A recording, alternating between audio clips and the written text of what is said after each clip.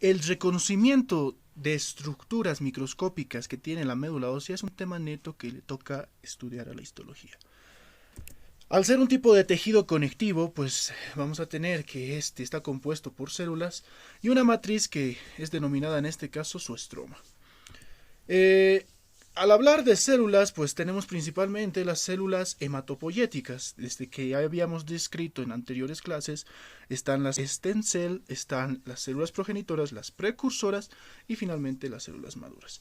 Mientras que su estroma se compone de fibras y sinusoides. Habíamos dicho que los sinusoides no son más que sanguíneos especializados en la médula ósea. Y las fibras, pues, son componentes que son formados por células propias del estroma, de la médula ósea, que van a dar fibras de tipo colágena y fibras de tipo reticulares. Eh, Incluyendo las células, pues también tenemos que incorporar, aparte de las células hematopoyéticas, a las células del estroma, entre las cuales encontramos adipocitos, fibroblastos, retículo endoteliales y reticulares. Entonces tenemos todos estos grupos celulares que vamos a ir describiendo en la placa histológica, que es lo que corresponde a este video. Vamos a decir que las stem cell, células progenitoras y células precursoras componen los blastos, las células blastos, que son formas jóvenes o inmaduras de células de la sangre. Estas células llamadas blastos tienen las siguientes características. No se encuentran normalmente en la sangre periférica. En el frotis sanguíneo de sangre periférica no debemos encontrar blastos. Normalmente no debe haber blastos. ¿En qué casos hay blastos? En alteraciones patológicas. Y también tenemos que no funcionan como lo haría una célula madura normal. ¿Qué quiere decir esto? Que estos blastos, o cualquier blasto, digamos, por ejemplo, del eritrocito, cualquiera de sus blastos, que quiera tratar de cargar una molécula de oxígeno, no lo va a hacer. ¿Por qué? Porque es una célula que no está totalmente madura. Al madurar, va a poder cargar esta molécula de oxígeno y transportarla a donde sea debido. Tenemos aquí, para entender respecto al corte histológico, hay que mencionar que necesitamos hacer del hueso, porque en el hueso se encuentra la médula ósea, necesitamos hacer un corte transversal del hueso. Transversal quiere decir de izquierda a derecha. Como tenemos una fotito acá, en el cual todo corte transversal, esto lo han debido ver en anatomía, divide al cuerpo en un plano superior y en un plano inferior. En este caso requerimos tomar un corte transversal para verlo en el microscopio. Ya teniendo el corte ya teñido con una tinción que es la general, la universal que es la hematoxilina eosina, vamos a reconocer estructuras. Una estructura periférica que está bordeando la estructura ósea, que tiñe acidofilamente o es acidofílica. Se le denomina esta estructura hueso compacto. Mientras que tenemos otra estructura más laxa, en un cuadradito amarillo más pequeño, en el cual vamos a distinguir el tejido óseo esponjoso. Y pues, ya en relación con el tejido óseo esponjoso está la médula ósea. Entonces, proseguimos. Y vamos a describir las estructuras celulares propias de este tejido. Y empezamos describiendo al adipocito. Si nosotros hacemos énfasis en este círculo y lo agrandamos, vamos a encontrar varias células que no colorean, las cuales vamos a denominar adipocitos. Los adipocitos son células que requieren tinción especial, como ser una Sudan 4, una Sudan roja, una sudán negra para poder verlas o colorearlas en el microscopio.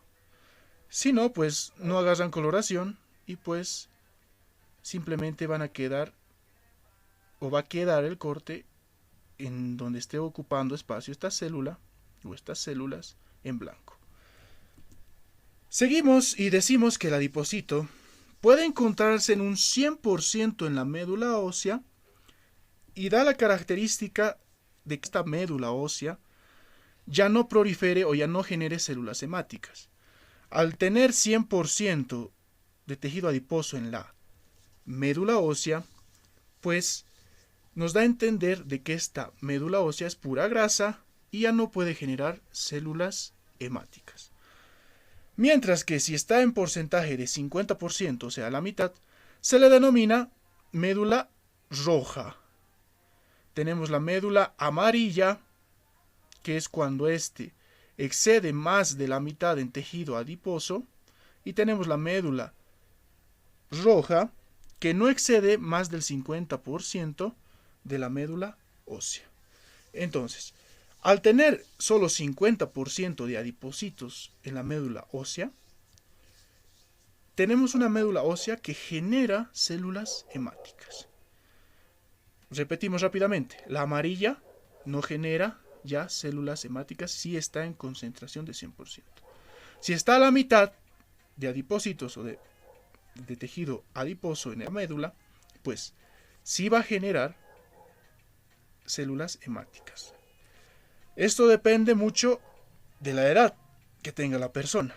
Mientras más viejo, más médula ósea amarilla tiene. Mientras más joven, más médula roja tiene.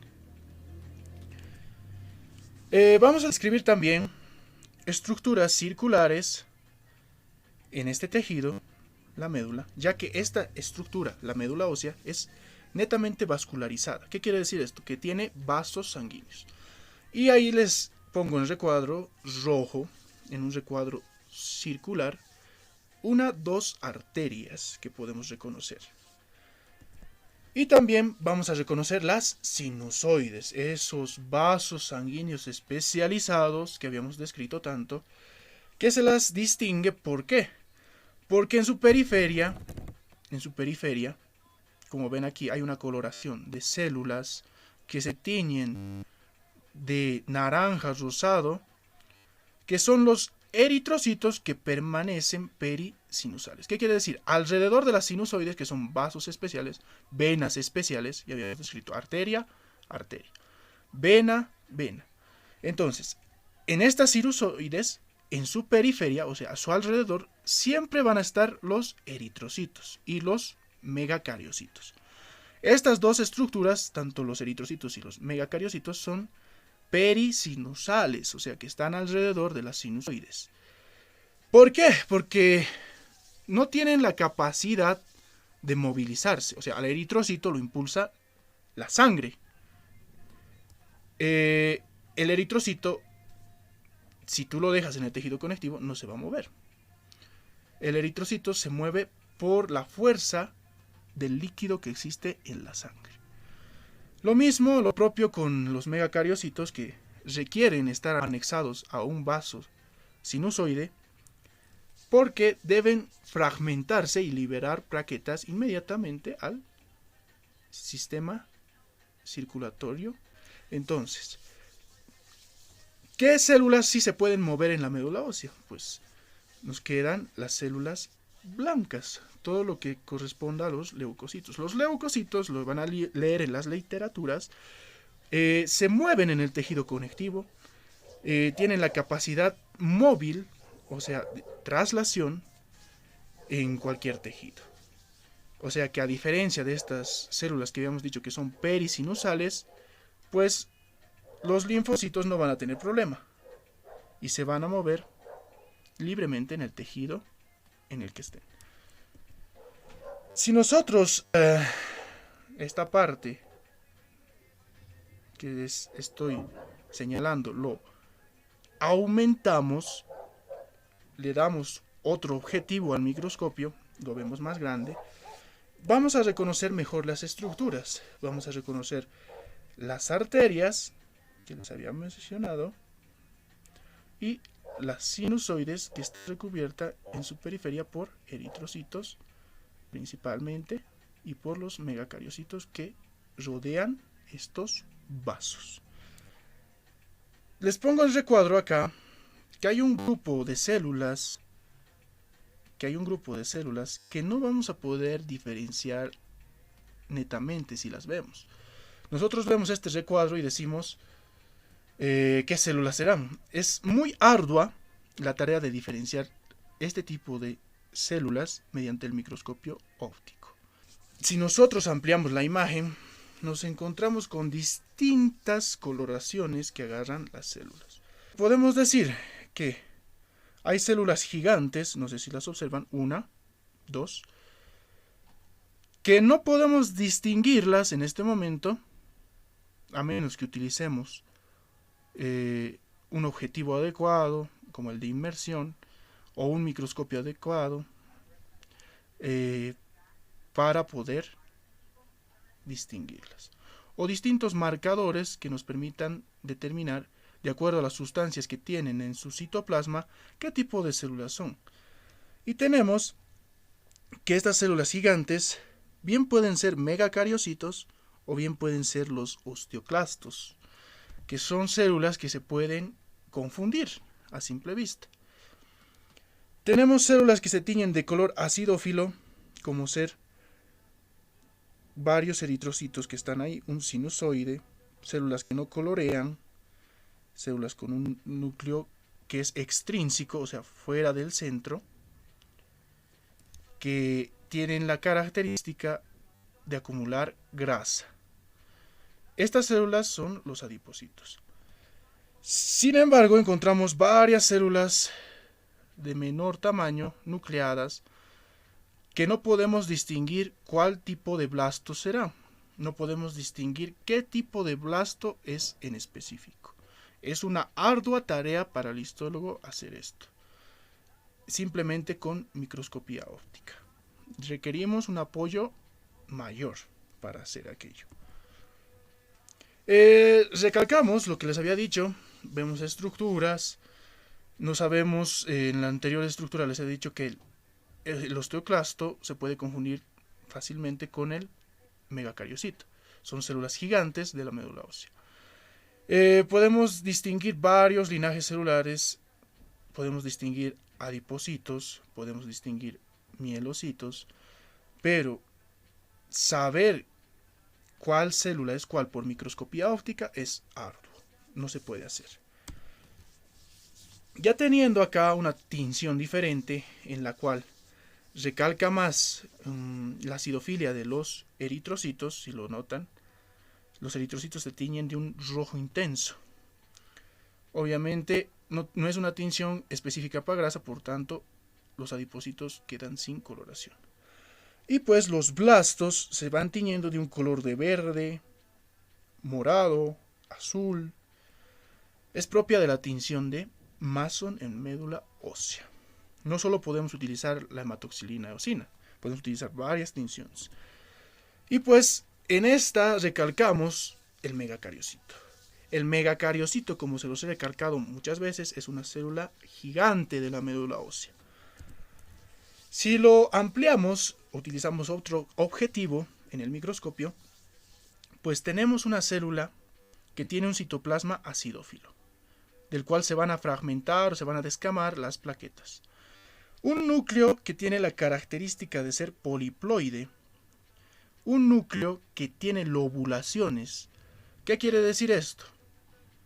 Que cuando va a sufrir la división celular, esta no termina en la formación de dos células idénticas. Lo que hace es que el núcleo recibe un lóbulo más, pero sigue siendo un núcleo entero, con lobulaciones. Sabemos que esta célula tiene origen en la célula troncal hematopoyética, la stem cell. De ahí pasa a un precursor o un progenitor del linaje del eritrocito y el megacariocito, ¿verdad? De ahí se convierte en megacarioplasto, en promegacariocito y finalmente en el megacariocito maduro. Habíamos mencionado que esta tinción es la tricrómica de Mason. Y vamos a ver que el megacariocito, les había dicho que es una célula perisinusal, o sea, está alrededor o está en contacto de ese vaso sanguíneo tan importante que es el sinusoide. ¿Por qué? Porque debe echar sus prolongaciones adentro del vaso sanguíneo y pues desgranularse, fragmentarse, y estos fragmentos quedan en el torrente sanguíneo, entran a la circulación y pues cumplen la función celular a las que se ha dado como fin esta fragmentación. Entonces ya tenemos como producto final las plaquetas en el torrente sanguíneo. Las células gigantes, como les había mencionado, algo muy importante, en especial el osteoclasto, en el tema de hueso. Estas células tienen la característica de ser semejantes, son similares y se ubican en el mismo órgano, en el hueso.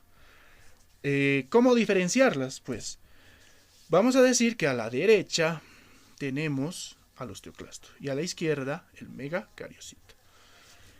El megacariocito, como les había dicho, el núcleo siempre va a ser uno solo con lobulaciones. En cada división, que se llama la endomitosis en este caso, en cada división el núcleo se va a lobular. Mientras que en el osteoclasto, los núcleos no son uno solo, son varios núcleos que ocupan su interior. O sea, no es un solo núcleo. En el megacariocito sí lo es. En el osteoclasto son varios núcleos. Vamos a decir como característica que el megacariocito es poliploide y el osteoclasto no lo es. Y como les había mencionado, pues tiene un núcleo lobulado, mientras que el osteoclasto tiene varios núcleos en su interior. Y pues es la principal diferencia. Bueno,